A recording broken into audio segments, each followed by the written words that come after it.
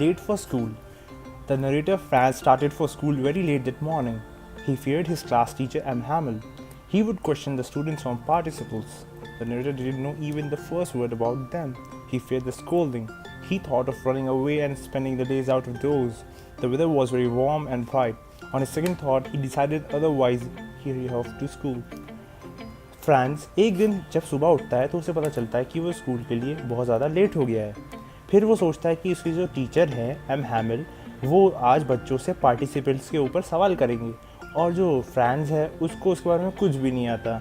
फिर वो सोचता है कि आज उसको बहुत डांट पड़ेगी। वो देखता है कि आज मौसम बहुत अच्छा है और मौसम साफ़ है और धूप बहुत ज़्यादा निकली हुई है। वो सोचता है कि आज मैं स्कूल ना जाके बाहर घूमूं। लेकिन फिर फाइनली वो सोचता है कि नहीं, आज मुझे स्कूल जाना चाहिए और फिर वो स्कूल के लिए जाने के लिए तैयार होता है और स्कूल जाने के लिए तैयार हो जाता है।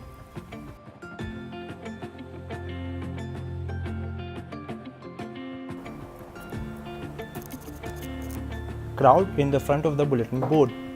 As Franz walked past the town hall, he saw a big crowd in front of the bulletin board. For the last 2 years, all the bad news had come from there. The people got the news of lost battles and other important information only from there. जब France school की तरफ जा रहा था तो उसने देखा कि जो बुलेटिन बोर्ड है उसके सामने बहुत ज़्यादा भीड़ लगी हुई है और फिर उसने और आज तक हमेशा बुलेटिन बोर्ड के पास से या उसके ऊपर से जो भी न्यूज़ आई है वो हमेशा लॉस्ट बैटल्स की आई है और या तो कोई बहुत ज़्यादा ज़रूरी बात है उसकी आई है। तो आज वही भीड़ लगी हुई थी।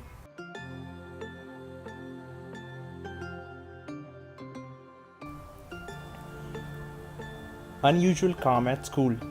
Usually when the school began there was a lot of hustle and bustle. The opening and closing of desks, lessons were repeated loudly in unison, created a lot of commotion.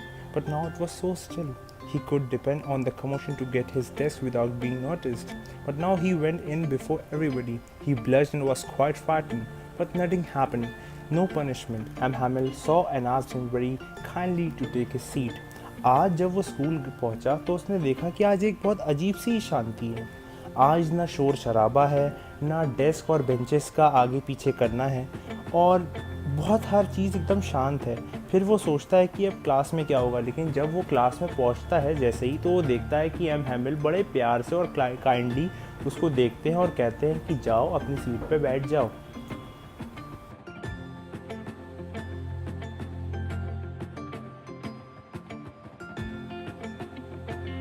The last lesson. M.HAMEL was in former clothes that he wore only on inspection and prize days. The whole school seemed quite strange and silent. The most surprising thing was the presence of village elders. They were sitting quietly on the back benches. M.HAMEL mounted his chair and spoke in grave and gentle tone. "My children, this is the last lesson I shall give you." He told them that an order had come from Berlin. Only Germans would be taught in the school of Alsace.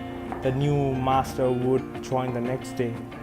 It was their last lesson in the French. He wanted them to be very attentive. M.HAMEL जो थे आज वो formal clothes में पहने हुए थे, यानी कि वो वैसे फॉर्मल कपड़े पहने थे जो कि वो या तो प्राइज़ डिस्ट्रीब्यूशन डेज पे पहनते थे या बहुत ज़्यादा स्पेशल ओकेजन पे पहनते थे जैसे कि इंस्पेक्शन। और आज पहली बात कि स्कूल बड़ा शांत था और आज जो उससे आश्चर्यचकित जो बात थी वो ये थी कि जो गांव के बूढ़े बुजुर्ग थे वो क्लास की लास्ट बेंचेस पे बैठे थे। तो M.HAMEL अपनी चेयर में बैठे रहते हैं और फिर वो बड़ी ही दमदार आवाज़ में कहते हैं, मेरे बच्चों, आज हमारा आखिरी लेसन है क्योंकि बर्लिन से ऑर्डर आया है, कल से सिर्फ जर्मन बच्चों को यहाँ पर पढ़ाया जाएगा और कल से एक नया जर्मन टीचर आएगा। तो आज हमारा फ्रेंच का आखिरी लेसन है, तो मैं चाहता हूँ कि तुम सब लोग बहुत ध्यान से सुनो। Sudden love for French. The narrator felt sorry for not learning his lessons in French. He never liked his book. He didn't have any interest in grammar and history. But now he developed a fascination for them. Even he started liking M.HAMEL. The idea that he would not teach them anymore made Franz forget all his ruler. He even forgot how cranky his teacher was. Now it was his turn to recite, but he got mixed up with and confused. M.HAMEL now didn't scold him. आज narrator यानी कि France जो था उसको कभी भी अपनी किताबें पसंद नहीं आई थी, उसको इन ग्रामर और हिस्ट्री में कोई इंटरेस्ट नहीं आता था। लेकिन आज जब ये बात उसने सुनी तो उसके लिए उसके दिल में बड़ी एक अजीब सी फीलिंग यानी कि एक फैसिनेशन पैदा हो गया। उसको अपने टीचर M.HAMEL पसंद आने लगे और आज तक जितनी भी मार उन्होंने M.HAMEL सिखाई थी फ्रांस ने, उसको वो सब भूल गया। और वो जब उसकी टर्न आई पढ़ने की, तो जब उसकी टर्न पढ़ने की आई तो उसको वो बड़ा इमोशनल हो गया, कंफ्यूज्ड हो गया, उसे कुछ समझ में नहीं आया, तो वो पढ़ नहीं पाया। लेकिन आज M.HAMEL ने उसे डांटा नहीं और चुपचाप रहे और उन्होंने एकदम काम तरीके से कुछ नहीं कहा।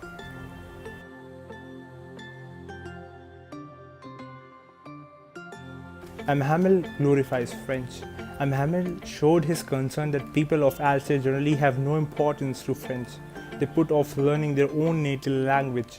French was not the only exception. Many others were also guilty on his count. He declared that French language was the most beautiful in the world. It was the clearest and most logical. They must guard it among themselves and never forget it. It appeared that M.HAMEL wanted to give everything he had before leaving. M.HAMEL ने कहा कि जो else के लोग हैं वो खुद ही French language की तरफ अपना इंटरेस्ट नहीं दिखाते, तो फ्रेंच तो बच्चा है अभी।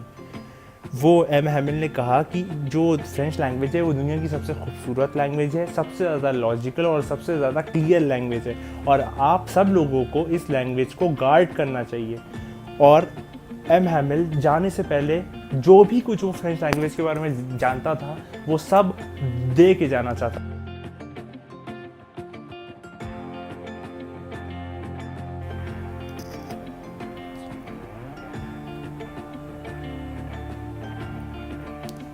Vive la France, long live France.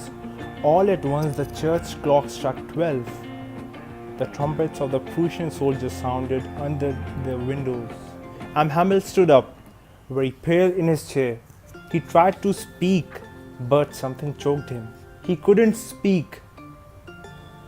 He turned to the blackboard. He took a piece of chalk and wrote as large as he could, "Vive la France, long live France." Then, without a word, he made a gesture to them with his hand. "You may go, school is dismissed." Vive la France, long live France. इसमें क्या होता है, जब घड़ी में 12 बजते हैं तो प्रूशियन सोल्जर्स के ट्रम्पेट्स की आवाज़ आना शुरू होती है खिड़की से।